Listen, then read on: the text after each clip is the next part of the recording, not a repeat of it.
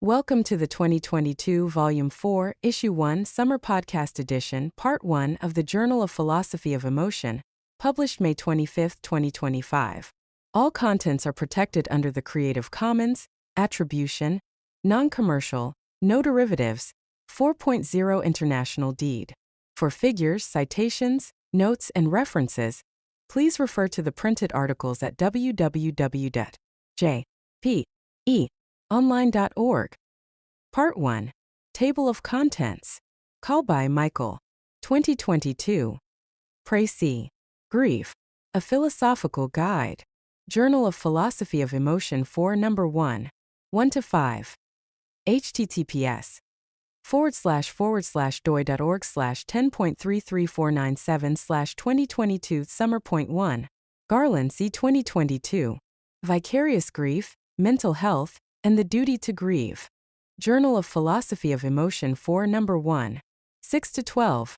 https /doi.org/10.33497/2022 Summer.2. Benzayev Aaron. 2022. Grief and the Emotion. Journal of Philosophy of Emotion 4 Number 1. 13-17. https /doi.org/10.33497/2022 Summer.3. Timmerman, Travis. 2022. Grief's Badness and the Paradox of Grief. Journal of Philosophy of Emotion 4 Number 1. 18-26. https /doi.org/10.33497/2022 Summer.4. Article 1. Grief. A Philosophical Guide. By Michael Kalbi. Philosophy has a long history of investigating the significance of our mortality. Whether, for example, death is a harm to us, whether it merits fear, etc. But these investigations have focused almost exclusively on the significance our own deaths have for us, instead of on the significance that others' deaths have for us. Most notably, grief, the paradigmatic human response to the deaths of others, receives only very sporadic attention from philosophers, and when philosophers have investigated grief, their attitude toward it has often been negative, even hostile. The prevailing attitude toward grief in the ancient Mediterranean philosophical tradition, for example, was a grudging acceptance that we humans grieve, juxtaposed with a dismissal of grief as a grandiose or womanly emotion that betrays an unhealthy dependence on others rather than the self-sufficiency that characterizes the virtuous person. Labarge, 2012. Grief, a Philosophical Guide, aims to remedy both this philosophical inattention to grief and the antagonism that grief has often elicited among philosophers. Not only is grief a worthy subject for philosophers, it represents a defining human experience. The book argues that though grief is not always a desirable or rational response to others' death, it often is, and it in fact manifests some of the most admirable human qualities, including the sophistication of our emotional palate, our capacity for adaptation, and our ability to interweave past, present, and future. At the very least, we ought to feel grateful, rather than ashamed, at the fact that we grieve others' deaths. Grief, a Philosophical Guide, develops the rudiments of a philosophical theory of grief across 7 chapters. Grief is not our response to the fact of mortality as such. Only some of our responses to others' deaths are grief responses.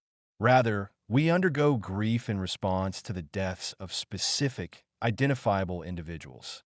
This raises the question of what facts must hold true in order for us to grieve the deaths of others. Chapter 1 argues that grief does not require that we be intimate with the deceased, that we love them, that we are attached to them, or that they contributed positively to our well-being. While one or more of these features will usually be present in the relationships we have with those we grieve, they are not essential to grief. I propose instead that we grieve for those in whom we have invested our practical identities, i.e., those whose existence is assumed in our understandings of what we care about and in our goals or hopes for the future. This account explains how grief is not limited to loved ones, but can extend to role models, political leaders, revered cultural figures, etc. Furthermore, That we grieve those in whom our practical identities are invested helps explain the egocentric character of grief, how it is that grief registers a loss both to the self and a partial loss of the self. Chapter 2 takes up the nature of grief as an emotional condition. Grief proves difficult to describe and taxonomize in the terms familiar in the philosophical literature on the emotions. Despite having an extended duration and coloring other emotional responses, grief is not a mood. But nor is grief a single emotional state. For while few grief episodes conform to Elizabeth Kubler-Ross' canonical five-stage model of denial/anger/bargaining/depression/acceptance, grief nevertheless involves several different emotions experienced at different moments. Sorrow or sadness is the most prominent among these, but grief can also involve anxiety, guilt, resentment, confusion, emotional numbness, etc. Grief is thus a multi-state emotional process. Grief also differs from more standard emotions in two other ways. First, grief is a kind of emotionally driven attention. As we grieve, we are paying attention to a salient fact, namely, the fact of the death of someone in whom we have invested our practical identities. The different emotions we undergo in grief are different species of attention, directed at different dimensions of our relationship with the deceased. Second, grief is not a process we can dictate, but it is nevertheless an activity. We do not confront grief in a wholly passive way. Rather, in grieving, we respond to our emotions deliberately, choosing and acting in ways that can facilitate transitions within a grief episode, as when, for example, a grieving spouse finally decides to remove the deceased spouse's clothing from shared closet. Grief is thus a more intricate emotional condition than the emotions that philosophers tend to analyze, such as fear. However, that grief is an active process of emotional attention generates questions about its nature that do not arise for seemingly more simple emotions. For instance, how are the various emotional states in a grief episode interrelated such that we ought to view these as components of a single, coherent experience?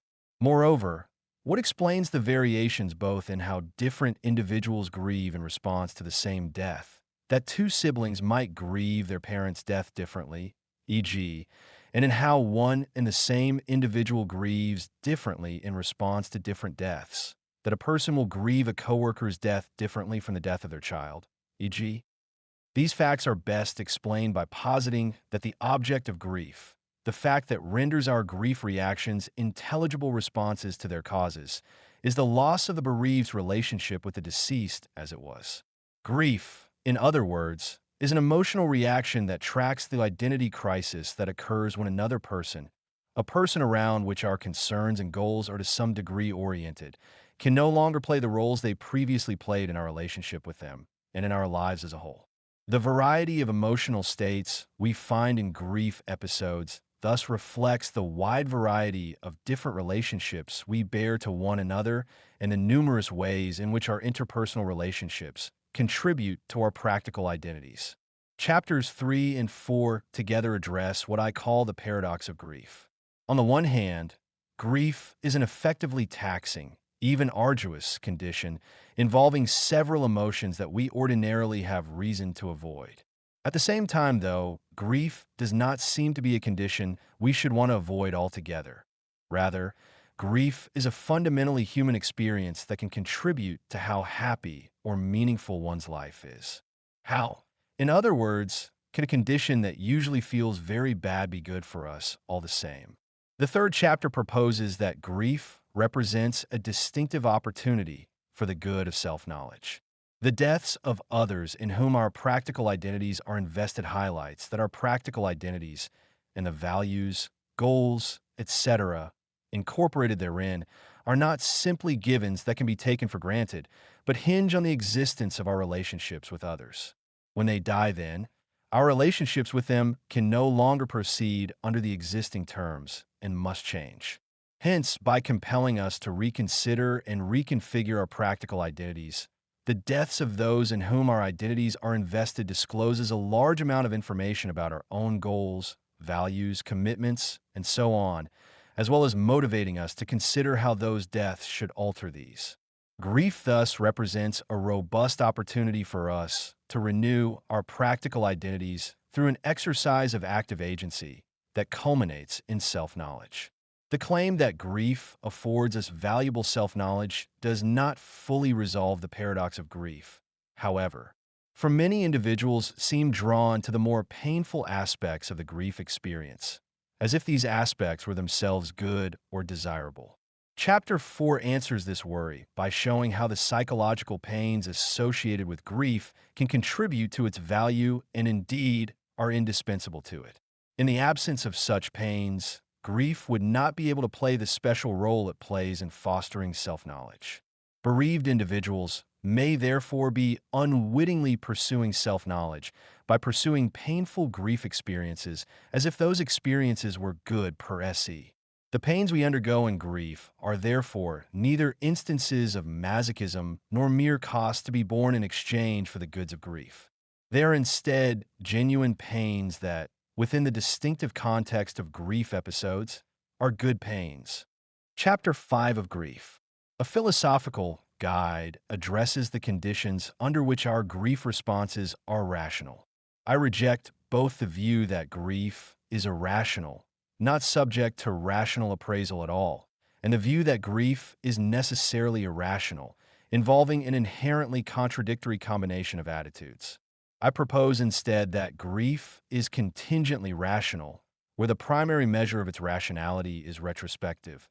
That is, it is rational when the emotions we feel are appropriate, both qualitatively and quantitatively, to the loss of a relationship we suffer because of the other's death. Still, even though grief is often rational in these respects, it can undermine the rationality we are expected to demonstrate when making decisions either for our dying loved ones or for the dead. In fact, the emotional attachment we often have toward those individuals can complicate our efforts to make choices in accordance with their values or beliefs. As the example of Massault in Camus' The Stranger illustrates, the lack of, or complete absence of, grief can be subject to moral criticism. But in what sense can grief be morally owed to someone? Distinguishing between the personal psychological process of grief and the behavioral manifestations of grief that we observe in mourning, I argue in Chapter 6 that not grieving or grieving inadequately are not moral wrongs to the dead or to other bereaved individuals, though we can wrong both such parties with respect to mourning. The duty to grieve, I suggest, is intimately tied to the good of grief that I identified in Chapter 3, namely, grief's distinctive capacity to enable substantial self-knowledge of our identities, values, and goals. The duty to grieve is in fact an imperfect self-regarding duty whose fulfillment constitutes an enhancement or perfection of our rational agency. When grief results in substantial self-knowledge, we stand in a more rational relationship to our conceptions of the good and can live more authentically. By fostering self-knowledge, grief puts us in a better position to know what we are doing with our lives. Controversies have arisen over the past decade concerning whether psychiatry and the mental health professions should recognize a grief-specific mental disorder. As many have observed, grief often has symptoms similar to recognized mental disorders, such as depression. Shall we conclude, then, that a person can be sick with grief? Chapter 7 provides reasons to resist this conclusion. Admittedly, grief often seems to lessen our sense of well-being and our ability to function in our normal social environments. But in most cases, these are short-lived phases that seem to reflect nothing dysfunctional or pathological about the bereaved person. Indeed, inasmuch as they represent intelligible responses to the upsetting events that prompt them, they're equally likely to be signs of good underlying mental health as they are signs of mental illness. In addition, we should be wary of introducing a grief-specific mental disorder because its introduction will likely result in widespread self-diagnosis and influence how bereaved individuals experience grief, in a way similar to how classifying alcoholism as a disease rather than as a moral failing has altered how alcoholics understand their condition. Medicalizing grief may well impede rather than catalyze the self-knowledge that makes grief good for us. This conclusion is nevertheless compatible with individuals seeking medical treatment for particularly difficult grief episodes, insofar as they exhibit the symptoms, sadness, anxiety, etc., characteristic of some other mental disorder. Grief, a philosophical guide, does not address every philosophically substantial question grief raises. In this respect, it should not be treated as the last word on the philosophy of grief. Nonetheless, it aims to bring systematic theoretical order to the piecemeal observations about grief that philosophers have tended to offer. In so doing, it illustrates that grief merits greater philosophical attention. And though the book's aims are not directly therapeutic, it may allay the fear we feel in anticipating grief and provide valuable perspective on grief episodes we have already encountered.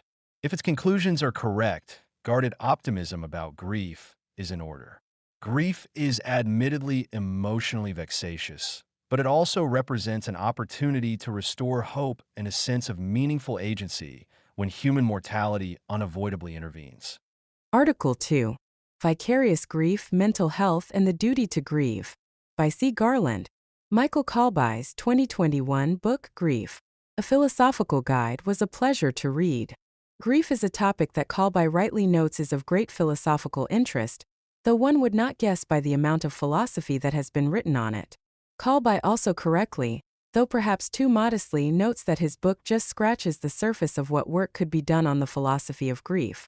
As much as this is true, I take each set of comments that follow to further illustrate a number of interesting philosophical questions that grief, and perhaps Kalbai's account of it, raises. The first set of comments regards the extent to which Kalbai's account of grief, quasi-grief in particular, provides an understanding of vicarious grief. The second set of comments concerns the paradox of grief and the good of grief, and suggests one reason we may recommend grief is that grieving is healthy. The final set of comments pertains to the duty to grieve, and whether this duty may extend to other emotionally rich activities, such as falling in love. Quasi-grief and vicarious grief. One question Kalbai seeks to answer is for whom it is that we grieve. While we may mourn a great number of people, according to Kalbai we grieve for those in whom we have invested our practical identities. Page 31. The object of grief is the pre-mortem, identity-invested relationship the survivor had with the deceased. Pages 56-7. The grief that results from the loss of that relationship I will call personal grief. Vicarious grief stands in contrast to personal grief. It seems that we can grieve for what another has lost, even if we did not experience that loss ourselves. When not close to the deceased, you sometimes experience grief-like responses, distress, anxiety, and the like if you are close to someone who is close to the deceased. I will focus for now on cases of vicarious grief in which we have invested our practical identities in the bereaved, who in turn had invested her practical identity in the deceased. For instance, when your best friend's parent passes away. Here I would like to explore the extent to which Kalbai's account of grief can be extended to such cases of vicarious grief. Is vicarious grief grief proper, of the same kind as personal grief? Or is it something different? If it isn't grief proper, then perhaps to capture vicarious grief's grief-like nature, we could appeal to Kalbai's notion of quasi-grief. However, as I will explain below, that is inconsistent with what Kalbai identifies as the material cause of grief. On the other hand, if it is grief proper, then vicarious grief like personal grief is egocentric. But that does not seem correct, for in vicarious grief we are concerned primarily for our friends rather than ourselves. It seems vicarious grief could not be grief proper, though I will revisit this shortly. For the object of grief, the identity-invested relationship with the deceased, is often absent. In many cases of vicarious grief we have no relationship with the deceased, but instead with someone who did. This does not strike me as wrong. There certainly seems to be a difference between personal grief and vicarious grief. Yet, given the grief-like emotional responses we experience when we grieve vicariously, it would be natural to expect vicarious grief to also be grief-like if not grief proper. This is where Kalbai's notion of quasi-grief may be useful. We quasi-grieve when we respond to the death of another with one or more of the phenomenological features of grief, distress and the like, but fail to direct attention at what I have argued is grief's object, the relationship transformed by the death of the deceased. Quasi-grief can arise when grief attends to some other object, or when grief fails to attend to any object at all. Page 117. This description of quasi-grief looks as though it can be applied to cases of vicarious grief. In vicarious grief, I respond to the death of my friend's parent with some of the phenomenological features of grief. However, my attention is not directed at grief's object, my non-existent relationship with the deceased. It is instead directed at my friend and their loss. When I turn my attention to grief's object, some of the phenomenological features subside. Why? Because once I do, I realize that I have nothing to grieve over, having had no significant relationship with the deceased. If we understand vicarious grief as an instance of quasi-grief, we can both capture the idea that there is something genuinely grief-like in vicarious grief and its phenomenology, and explain why vicarious grief is not grief proper. However, other features of Kalbai's account of grief prevent vicarious grief from counting as either grief proper or vicarious grief. For the cause of both grief and quasi-grief is the loss of the relationship with the deceased, pages 56, 117. But that cannot be the cause of my vicarious grief, for I had no relationship with my friend's parent. If grief must be caused by grief's object, then vicarious grief is neither grief proper, nor quasi-grief. But if that is so, why is vicarious grief so grief-like? I began with the claim that vicarious grief could not be grief proper, because in vicarious grief the object of grief, the identity-invested relationship with the deceased, is often absent. Let's return to that latter assumption. Perhaps there is a sense in which I was invested in my friend's parent, though indirectly. For my concern for her is concern for who she is, including the foundation of what she values in and about herself. So, my concern for my friend is entangled with concern for her practical identity. Her practical identity depends in some sense on her parent. And my practical identity depends on her and her practical identity. My practical identity was thus invested in her parent to the extent that I was invested in her and her practical identity, and she was invested in her parents. So, when her parent dies she is shaken, but I am shaken too. Vicarious grief, however, seems to lack what Kalbai calls the egocentric aspect of personal grief. Personal grief is egocentric in that we grieve, when and because the death of another person is particularly or acutely significant for us, page 23. But we grieve vicariously, it seems, when and because we recognize that the death of another person is particularly or acutely significant to someone we care about, not ourselves. So, one may object that we cannot appeal to the entanglement of practical identities to account for vicarious grief. For, if my practical identity is indeed invested in the practical identity of my friend's parent, then my vicarious grief is egocentric. Though mitigated through my concern for my friend, it is still a matter of my practical identity. The paradox of grief and the good of grief. My next few comments concern the paradox of grief and the good of grief. The paradox of grief stems from two apparently inconsistent observations. First, because grief feels bad, it should be lamented or avoided. Second, something about grief is valuable, and so we ought not avoid it altogether. Page 69. In fact, despite grief's pains, in many cases we would recommend grief. Kalbai's solution comes in two parts. First, the identification of what makes grief valuable. Grief is valuable because it provides a remarkable opportunity for self-knowledge, or, perhaps more accurately, self-understanding. However, given the first half of the paradox that grief is painful, this does not explain why we recommend that others grieve and want to grieve ourselves. After all, the pains could outweigh any good. In the second part of his solution to the paradox of grief, Kalbai explains that we inchoately view the pains of grief as an investment in self-knowledge, and thus find the pains of grief desirable, pages 116-7, 119-20. Beyond resolving the paradox of grief, the identification of grief's good with the opportunity for self-knowledge has another thing to recommend it. It is an insight that non-philosophers recognize. In the latter half of 2020, my father passed away unexpectedly. Some weeks later, I was having a conversation with a close friend who had recently had a miscarriage. You and I seem to be built in a way that we are constantly soul-searching and learning, and I think that's why we overcome so much, she remarked. She recognized that grief provides an opportunity for the kinds of things that we would expect to lead to self-understanding. Just a few days later, The New York Times ran a piece in which wellness and lifestyle coaches explained that an openness to learning and understanding is a key factor in resilience.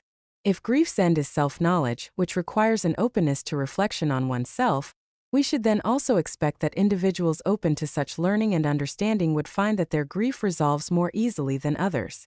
Yet, there is one straightforward response to the paradox of grief that Kalbai does not touch on in his book. That is that we recommend grief and find it desirable because grief is healthy.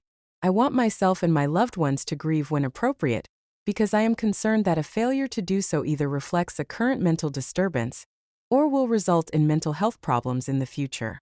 This may sound closest to the model of grief's pains as a cost we must bear in order to achieve the good of grief, in this case, improved mental health. We must deal with the pain of grief to ensure that we will be better off in the future than we otherwise would have been. A problem Kalbai identifies with the pains as a necessary cost explanation of the paradox of grief is that the bereaved often finds the pains of grief desirable in their own right. Pages 111-2. We wouldn't minimize the cost in exchange for the good. Pages 108-9. And we are drawn to the pains of grief. Page 110. Kalbai argues that the bereaved find the pains of grief desirable because they grasp, however inchoately, that these pains are an investment in the good of grief. Pages 113-4. Recognizing the pains as an investment in the good goes beyond considering them a cost. We think they are valuable because of the integral causal relationship they stand to the good we seek. Page 114. For Kalbai, the good of grief is self-knowledge, but perhaps the same could be said for our mental health. We are, however inchoately, also invested in our mental health, and also have some inchoate understanding that the pains of grief are causally integral to improving or preserving our mental health. And so, we find the pains of grief desirable. I find the omission of this response surprising, as it seems to me one of the answers that anyone might give to the question of why should we grieve, alongside other responses such as, to honor the dead, etc. Some of Kalbai's remarks in the text suggest a close connection between self-knowledge and our well-being.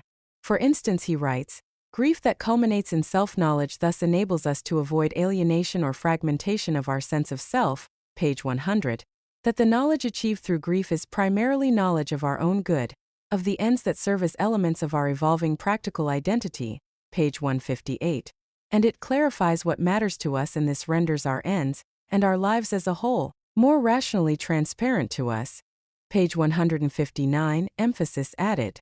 As our well-being seems closely connected to our mental health, here I would like to invite Kalbai to expand on these remarks. What is the connection, if any, between the self-knowledge grief provides us, our mental health, and our well-being more broadly? The duty to grieve. What I was perhaps most unsure of was the duty to grieve. I don't disagree with Kalbai's suggestion that we have an imperfect duty to acquire self-knowledge, pages 155-6. Nor do I disagree with Kalbai's claim that grief provides a distinctive opportunity for self-knowledge. However, I don't quite understand how that generates a duty for us to grieve in particular. Kalbai writes that because grief is a rich opportunity for such self-knowledge, and we have a duty to pursue such self-knowledge, there is therefore a duty to grieve, page 155. Yet in life we find many opportunities for self-knowledge, and I would like to know more about what it is about grief, in particular, that generates this duty. For, as I explain below, there are surprising but notable similarities between grieving and falling in love. And while I am sympathetic to the idea that we have a duty to grieve, I do not think we have a duty to fall in love. Before I continue, let me note a few assumptions. First, when I refer to falling in love, I mean love in the romantic sense. Second, falling in love with someone is not the same as loving them. Falling in love seems to run its course in two ways. Either you end up loving someone, or the process fizzles out before full-fledged love emerges. Falling in love also seems to be an activity or process. It involves not just love-like feelings of affection, but also action. Making plans, perusing the object of your affection's social media, seeking their company, taking steps to learn about them. In many cases, there does not seem to be a duty to fall in love. Suppose my local coffee shop has hired a new barista. I find them charming, funny, and handsome. What started as feelings of friendliness slowly begins to change. I have butterflies in my tummy when I see them. I make excuses to visit the coffee shop more often than usual. I am overly excited when they remember my name. Oh no, I am falling in love with them. Well, falling in love with all the time and emotional energy it takes would be inconvenient for me right now. So, rather than let it run its natural course, I intervene.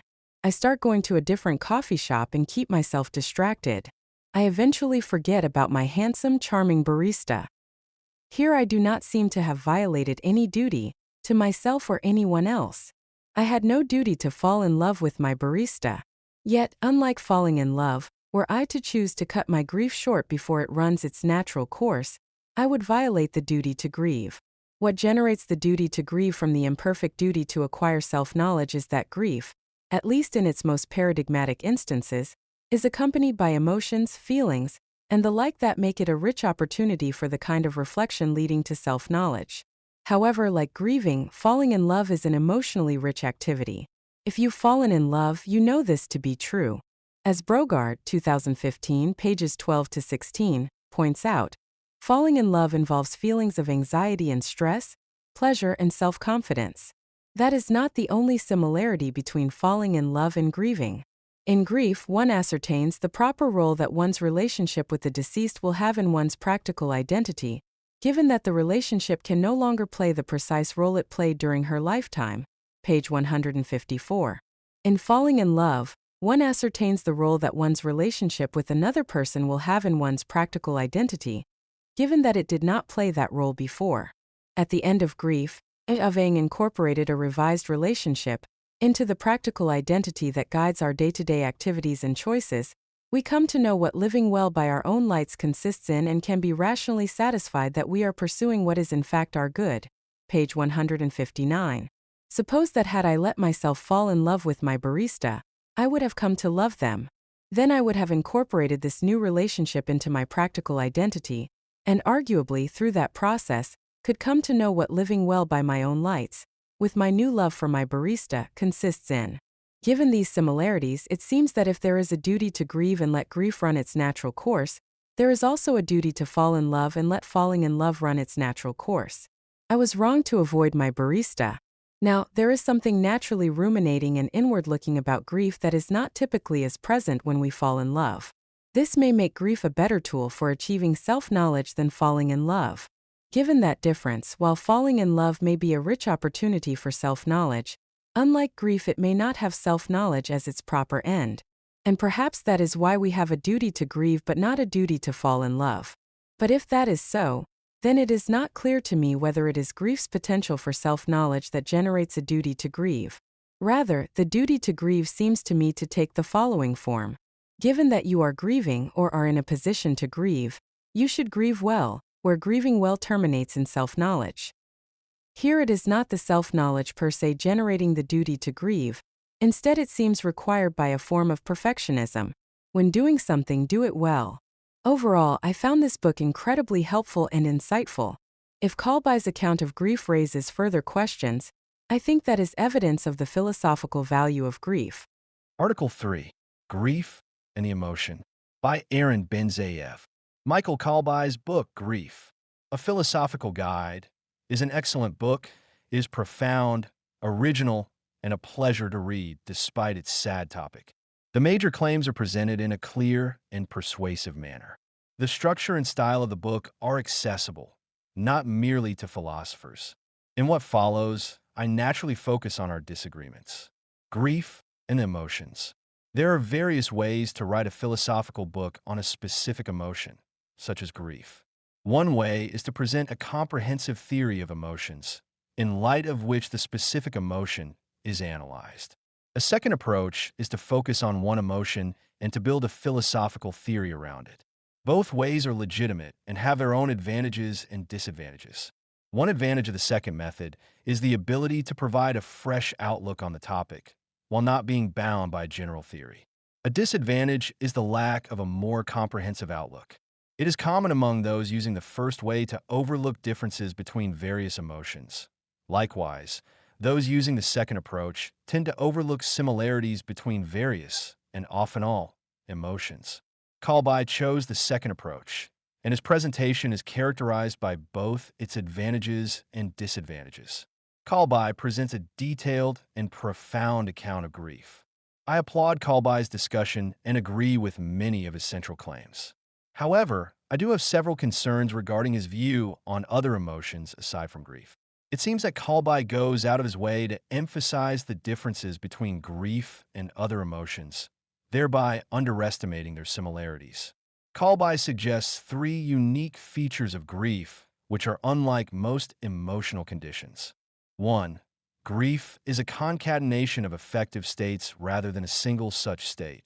2. Grief is not a perception-like state, but a form of effectively laden attention directed at its object. And 3. Grief is an activity with an inchoate aim. While I essentially accept this characterization, I believe that these arguments are not unique to grief, but common to all, or at least most emotions. I believe that all emotions are complex experiences that do not consist of a single state, but rather a cluster of emotions. Thus, guilt may be associated with fear. Love may incorporate jealousy, hope, and admiration, and hate may be connected with anger, fear, envy, and contempt. These connections are not accidental. Rather, they express the fact that each emotional situation is unstable, and our emotions are directed at imaginary and not merely real situations. Thus, great love and joy are associated with possible jealousy and fear stemming from the possibility of losing the beloved. Benzeyev, 2000, pages 3 to 5. I also believe that all emotions do not merely create a perception-like state, but a more complex evaluative experience, in which the motivational component, expressed in our behavior or behavioral tendencies, is central. This is the reason the title of my major book on emotions is The Subtlety of Emotions, Benzeyev, 2000. Grief's focus of concern. Kalbai argues that grief's formal object, which I consider as its focus of concern, is the bereaved individual's relationship with the deceased, a relationship that has been invariably transformed by the latter's death. While I agree that the self has a central place in grief, so does the deceased. We can also experience grief for someone who has no direct relation to us or our lives. For example, I experienced grief while reading about the brutal murder of the Swedish journalist Kim Wall on the submarine of the Danish entrepreneur Peter Madsen. I have no connection to Kim Wall, and my relationship with her will not be transformed by the experience. The death of our beloved is negatively experienced, not merely because we feel that something within us has died and our life has lost a valuable aspect, but also for the sake of the deceased whose life has tragically ended. Disregarding the deceased as a major part of grief makes grief a too egocentric emotion. We can find other meaningful relationships that can somehow replace the deceased, but the deceased's opportunities and horizons have just ended. As in other moral attitudes, in grief the other has its own merit that we should value. The egocentric aspect of grief. Michael Kalbai argues that we grieve when and because the death of another person is particularly or acutely significant for us. I will refer to this as the egocentric aspect of grief. Note that this term does not imply that grief is selfish. Grief, I shall argue in this book, is self-concerning and, in a broad sense of the term, self-interested. Although I agree that, like all other emotions, grief involves a personal and interested attitude, I believe this is different from being egocentric. Egocentric is defined as thinking only of oneself, without regard for the feelings or desires of others. Oxford English Dictionary. This self-centeredness does not make grief and emotions in general egoistic, since it does not involve thinking only of oneself. In grief, as in other emotions, the self-other relation is central. In grief and in profound love, the two concerns are compatible, so the egoistic nature is not central. The personal and interested nature of emotions indeed gives rise to the claim that emotions are egoistic. However, since emotions concern not only us, but also others who relate to us, family, friends, people in one's country, the personal nature of emotions is not necessarily egoistic. Along the same line of thought, Martha Nussbaum argues that the personal nature of emotions does not make them egoistic. Nussbaum, 2001, page 53. The extra weight given by Kalbai to the subject in grief is expressed not merely in the claim that grief is essentially egoistic, but also in the major characterization of grief by Kalbai. Grief rests on identity investment. This seems to be an over-intellectualization of grief. I do not recall myself investing in my identity, at least not in a significant manner, in all major deaths that I have personally experienced. Two brothers, parents, close friends, and extended relatives dying prematurely. I would rather use the more general and somewhat vague notion of closeness as the central aspect of grief. It should be emphasized that in closeness, I refer first and foremost to psychological closeness. In this sense, we can feel psychological closeness towards celebrities, political leaders, and sports heroes, and hence can also grieve the loss of them. I agree that grief and other emotions tell us something important about our nature. However, I would not define the nature of grief as being concerned with self-knowledge. Hence, I consider Kalbai's claim that successful grieving culminates in a desirable epistemic condition, self-knowledge, as highly problematic. The epistemic consideration in emotions is of lesser weight than the evaluative and motivational aspects. Emotional theories. Kalbai discerns three classes of emotional theories. 1. Bodily awareness. 2. Cognitive theories. And 3. Perceptual theories. This division is problematic for several reasons. First, there is no mention of a significant class of theories. The motivational ones, according to which the essence of emotions is activity or action readiness, e.g., Nico Frijda, 2007, Jean-Paul Sartre, 2015. Kalbai's failure to add this prevailing class of theories is surprising in light of his claim that grief is an activity. Second, perception is a major cognitive tool, so perceptual theories should be part of the cognitive class. Third, the important evaluative theory is spread over the cognitive and perceptual classes of theories. All these are minor criticisms of Kalbai's view, as he claims to investigate the nature of grief in a largely theory-neutral way. The temporality of emotional experiences. Kalbai argues that grief is an emotional process, and this makes it atypical in comparison to most other emotions, which are not helpfully described as kindred processes. Fear, for instance, unfolds over time, but is one state, not many. I believe that the temporal dimension of emotions is much more complex than Kalbai claims, even though his characterization of the temporal dimension of grief is essentially correct. We can talk about three major types of emotional temporality. 1. Acute emotions. 2. Extended emotions. And 3. Enduring emotions. Acute emotions are brief, almost instantaneous experiences. Extended emotions involve successive repetitions of experiences that are felt to belong to the same emotion. For example, being angry or jealous for hours. Enduring emotions are the longest lasting of the three and can persist for a lifetime. In addition to the occurrence of acute and extended emotions, enduring emotions involves a qualitative, meaningful development, and sometimes deterioration, in a dispositional nature that unfolds over time. Benziev, 2019. No doubt, grief is often an enduring emotion, but so are love, regret, hate, guilt, shame, and various other emotions. All the characteristics that Kalbai uniquely attributes to grief are present in these emotions, and sometimes, as in the case of romantic love, to an even greater degree. Thus, the aspect of development is more pronounced in love than in grief.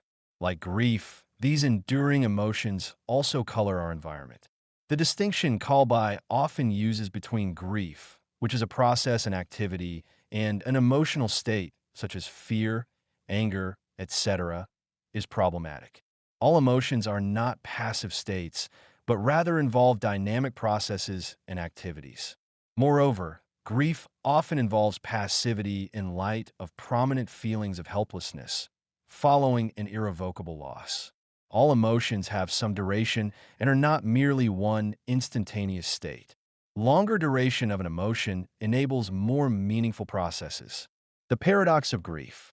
Kalbai presents what he terms the paradox of grief. The paradox consists of two seemingly contrary claims. 1. Grief feels bad, and so should be avoided or lamented. And 2. Grief is valuable, such that we ought not avoid it altogether and should be grateful that we grieve. While the paradox seems interesting, Kalbai's claim that there is no correlative paradox for other comparably stressful life events, 70, is simply wrong. This apparent paradox actually exists in almost all life events or experiences concerning negative emotions, such as sadness, regret, anger, fear, and shame. All of them involve negative emotion, while at the same time have a positive survival and normative value. I believe that we can formulate the same paradox concerning anger, fear, and shame. To sum up, this is an excellent book on grief, which I highly recommend.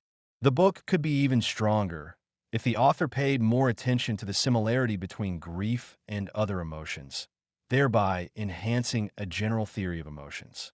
After all, grief too is an emotion. Article 4, Grief's Badness and the Paradox of Grief, by Travis Timmerman. Michael Kalbai's Grief.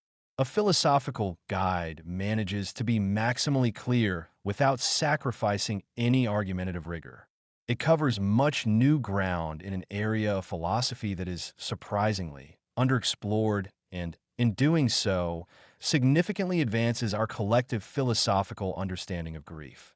More precisely, the book, in my view, convincingly rules out existing accounts of grief, demonstrates that grief is not a narrative nor is it experienced as a narrative, shows that grief is an emotional process and not an emotion, that grief is something we do rather than something that happens to us, that it is egocentric, that the forward and backwards looking dimension of grief are really one activity, that one good typically seen in grief is the self-knowledge it produces, and that grief's rationality is backward-looking. Since grief is an emotional process almost universally experienced by humans and some non-human animals, these advancements in our understanding of the nature of grief proves important not only for those in the field, but for everyone who can read and understand the book.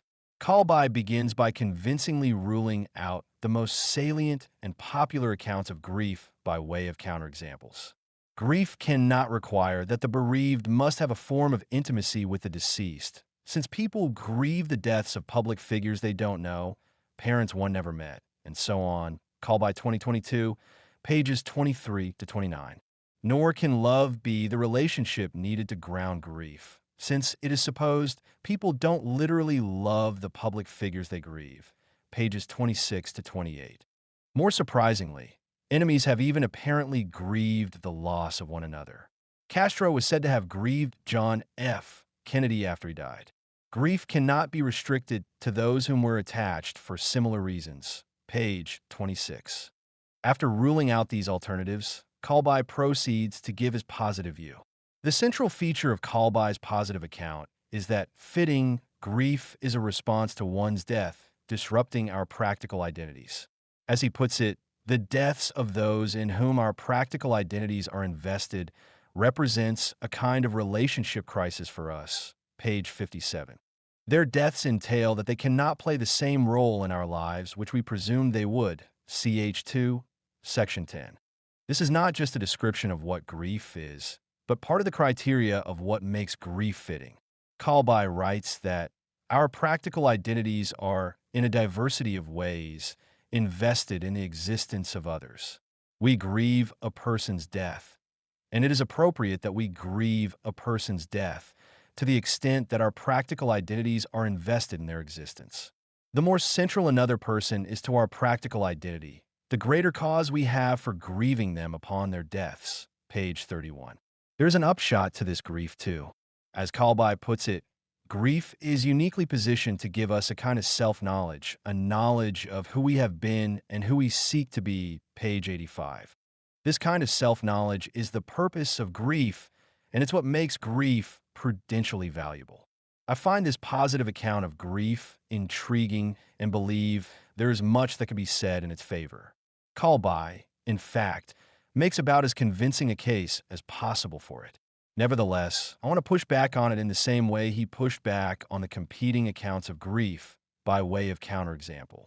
While I am convinced that the disruption of our practical identities is an important part of typical and paradigmatic instances of grief. As I will argue below, it's not a necessary condition of appropriate grieving.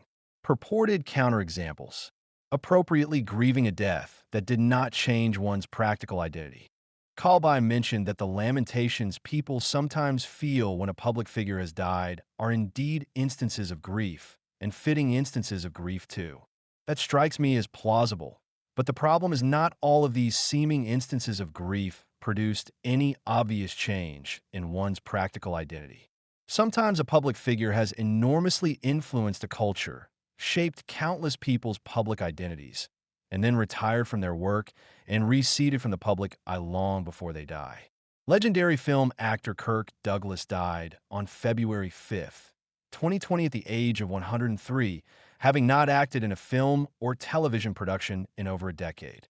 He blogged occasionally for the Huffington Post, but had stopped doing that a few years before he died as well. His recession from the public life may have changed his fans' practical identities, but his death didn't bring about an obvious change in anyone's practical identity, except for those near and dear to him.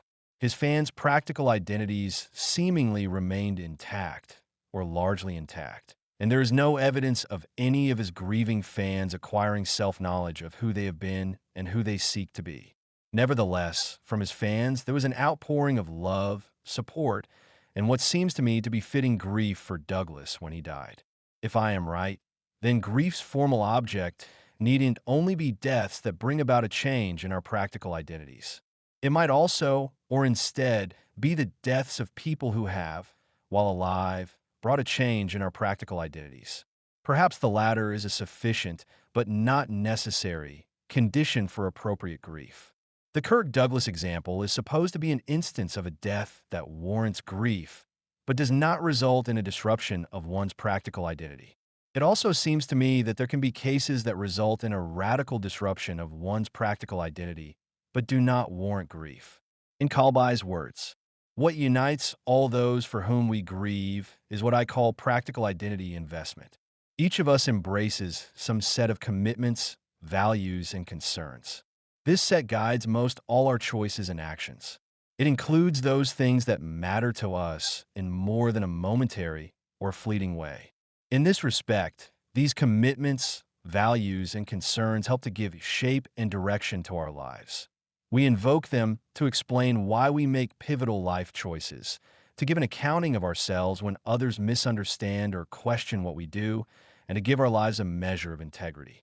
Page 30. Death that brings about a change in one's practical identity but doesn't warrant grief.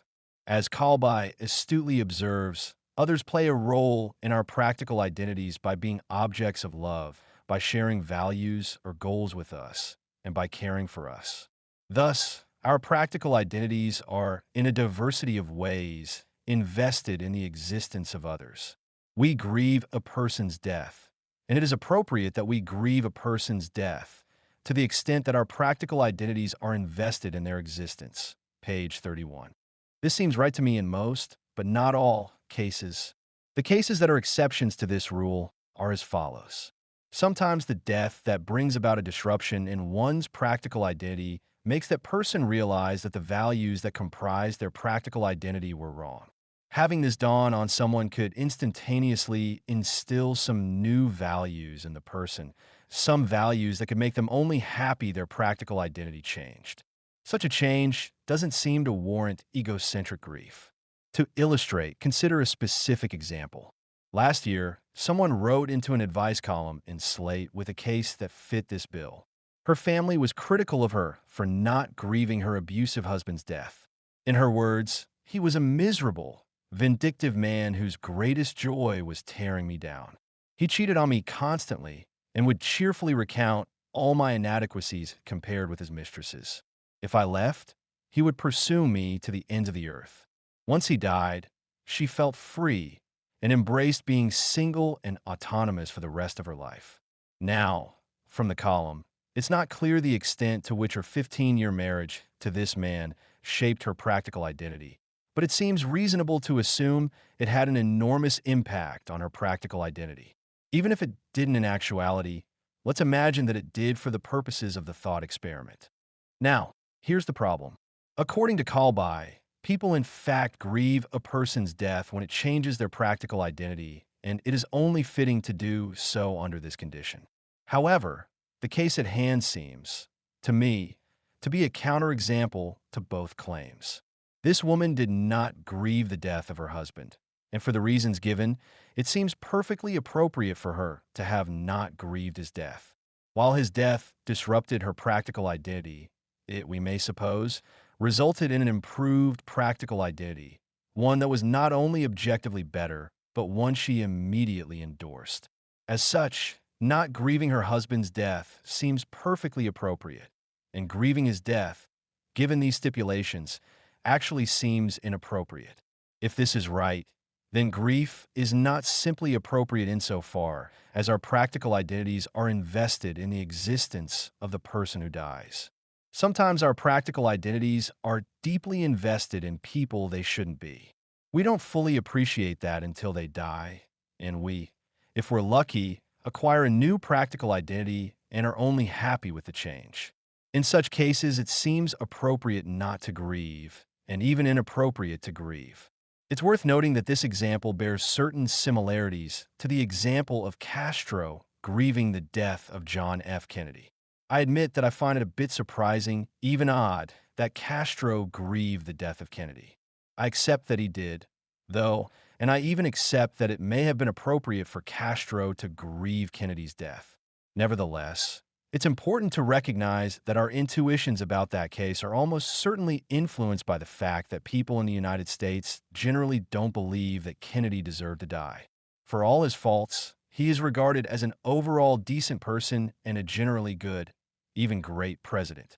Castro, on the other hand, is rightly regarded as a dictator responsible for the deaths of thousands upon thousands of innocent Cubans. Whether or not this is a completely accurate picture, Castro is seen as a bad person grieving the death of a good enemy, and that may be a necessary condition for grief to be appropriate between enemies. The Slate case I provided is the reverse of the Castro-Kennedy case. It's likely to be seen as a good person not grieving the death of a bad enemy. If this is right, then judgments about whether the person who died deserved to die, or whose death made the world better or worse, is likely influencing our judgments about grief. Not only that, but it's plausible that the moral character of the grievers is also playing a role in our judgments about the appropriateness of grief. However, these considerations play no role in Kalbai's positive account of grief. Perhaps grief should be understood as requiring some perceived negative, or at least not solely positive, change in one's practical identity, where the change is or ought to be seen as negative in some sense by the person in question. Furthermore, I am not sure whether grief is fitting between two enemies when the deceased enemy either deserved to die or made the world a better place by dying. It does seem at least prima facie odd to say that one can appropriately grieve their enemy if their enemy was a moral monster. It wouldn't seem appropriate for, say, one of Pinochet's victims to have grieved his death, even though Pinochet's actions played an enormous role in shaping their practical identity. With this in mind, I will now turn to the so-called paradox of grief. The paradox of grief. The paradox of grief consists of the following two claims. 1. Grief feels bad, and so should be avoided or lamented. 2. Grief is valuable, such that we, and others, ought not avoid it altogether and should be grateful that we grieve. Page 70. This is supposed to seem paradoxical because each claim supposedly seems true, and yet they appear to be in tension, if not strictly inconsistent. Kalbai succinctly sums the paradox up, writing that grief feels bad for the bereaved, but could nevertheless be beneficial to her. Page 71. I am first going to review Kalbai's proposed solution to the paradox, then explain why I don't find it satisfactory. After that, I will review an existing solution Kalbai rejected, and argue that there is more to be said in favor of this solution than Kalbai allows. Kalbai's proposed solution to the paradox of grief. In a nutshell, Kalbai argues that 1. Is false. While grief certainly feels bad for the person grieving, Kalbai argues that it is, in fact, not bad for the person in the context of grief and should not actually be avoided or lamented. Page 122. Kalbai grants that, in another context, the exact same feeling would be bad. But in the context of grief, Kalbai argues that the pains of grief do not present themselves as pure cost to the bereaved and are seen as desirable in their own right, as the grieving are invested in the whole experience and not merely the good it produces. Pages 114 to 116. In Kalbai's words, investment in some good involves seeing the means to that good not just as cost to be borne, bads which one willingly suffers in the hope of attaining the good one seeks. The means are instead viewed as good because of the integral causal relationship they stand into substantial self-knowledge. Grief's pains thus come to be desired because they represent an investment in the goodness of grief. Page 114. The reason for this rational investment, Kalbai argues, is a certain kind of self-knowledge. This is supposed to explain condition, page 2. That self-knowledge will be the culmination of the backward and forward-looking dimension of grief. Once the grieving process begins, there will, according to Kalbai, be a gap between knowing that the person is dead and fully emotionally engaging with this fact. Page 77. The backward-looking dimension of grief aims to, in Kalbai's words, bridge this gap from the fact that the person is dead to an appreciation of who is dead and why their deaths matter to us. Page 78. This is a gap that opens up largely thanks to the all-too-human tendency to ignore our reliance on others in our practical identities. And because death transforms our relationship with the deceased, grief makes it no longer possible to take those relationships for granted. Page 78. Their death forces us to grapple with them head-on. The forward-looking dimension of grief is supposed to serve a similar, yet distinct, purpose. Specifically, Kalbai argues that it aims to identify how, if at all, our relationship with the deceased will continue in light of the change in background realities that their death has wrought. Page 81. In typical cases of grief, the culmination of the backward and forward-looking dimensions allows us to emerge from grief with a rejuvenated practical identity and a more stable sense of self as a result of the richer knowledge of who we have been and who we seek to be, which we gain from our grief. Now that I have explained Kalbai's proposed solution to the paradox, I want to raise a few concerns about it. Pain is always intrinsically bad. First, I have a hard time understanding how the indescribable agony of grief is not supposed to be intrinsically bad, even in the larger context of grief. I can certainly understand how it's supposed to be extrinsically good and all things considered good for the reasons Kalbai gave. And I can see why, for these reasons, it would be imprudent to artificially mitigate one's grief. I can also understand various moral reasons why one might want to suffer grief. Such feelings of grief may be morally good, even if they're prudentially bad. But I see no reason to think that the agony of grief itself isn't intrinsically bad. To motivate the idea it isn't, Kalbai offers an analog case, citing the intense sensations of fatigue, shortness of breath, and muscle aches that come with long-distance running. In other contexts, these painful experiences may seem bad, but, claims Kalbai, they're not bad in the context of running. Page 119. I'm not convinced, however. As with the grief example, I can see how these intense sensations are extrinsically good insofar as they contribute to the overall pleasurableness of the experience. But I don't see how they could be intrinsically good if they are indeed painful, as is being assumed. It seems to me that, ceteris paribus, you really should want to feel less pain when you run. Likewise, ceteris paribus, you really should want to grieve less. For instance, someone who has grieved for months and months over a friend's death and will gain the same self-knowledge to the same degree whether her grief subside today or tomorrow, should, prudentially, at least, prefer that it subsides today. Should you take the grief-eradicating pill? Before I discuss my more substantive concern, it's worth noting that Kalbai motivated, too, above by appealing to a thought experiment.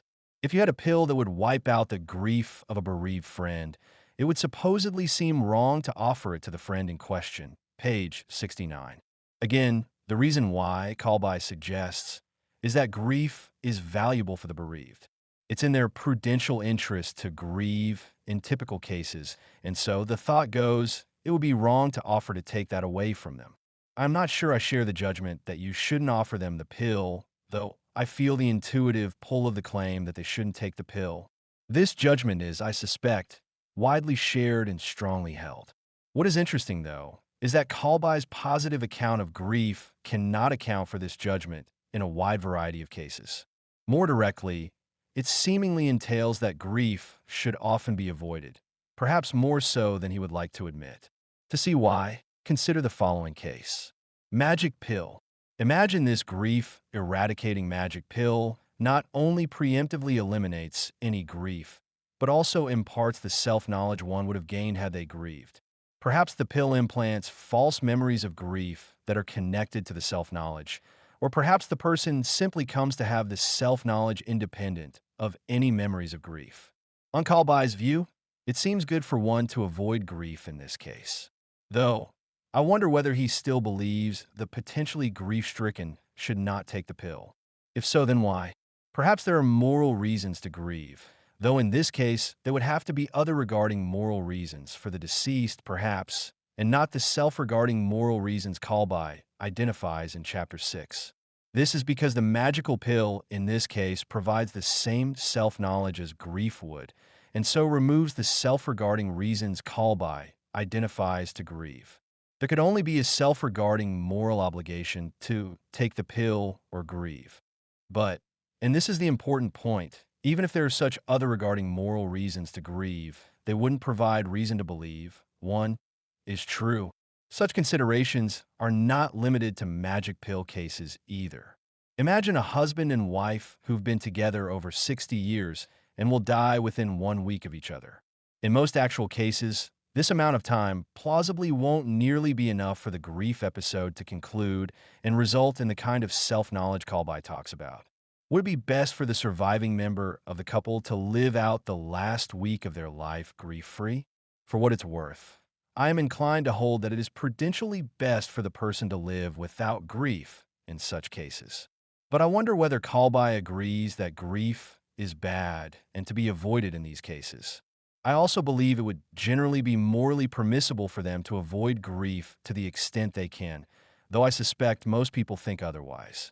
If so, then it's not clear how much weight we should put into the conclusion drawn from Kalbai's pill thought experiment. A large influencing factor of typical judgments in Kalbai's pill case could be tracking this other regarding moral ought, and not the kind of prudential ought Kalbai has in mind. We should accept 1 and 2. My favorite solution to the paradox of grief allows us to accept 1 and 2, rather than having to reject 1. This is referred to as the pain as a cost solution in the text, pages 108-109-113. The basic idea is grief is indeed intrinsically bad for the person grieving and, ceteris paribus, should be avoided and lamented. Nevertheless, paradigmatic instances of grief are extrinsically good because they can lead to the kind of self-knowledge Kalbai identified, minimize suffering in the long run given our psychologies, and so on. As such, we can acknowledge that grief is valuable, remain grateful that we grieve, and rationally not avoid it, insofar as doing so is good for us. Kalbai considers this solution, but ultimately rejects it because it would supposedly imply that it would be rational to desire that grief's pains be minimized, presumably assuming that the good of self-knowledge would be held fixed in such cases. Page 109. Kalbai takes this to be an implication of the view, when combined with a general principle he finds plausible. That principle holds that if we are incurring a cost in order to obtain a benefit, we ought rationally prefer to minimize that cost. Page 108. There are 2 points worth making in response.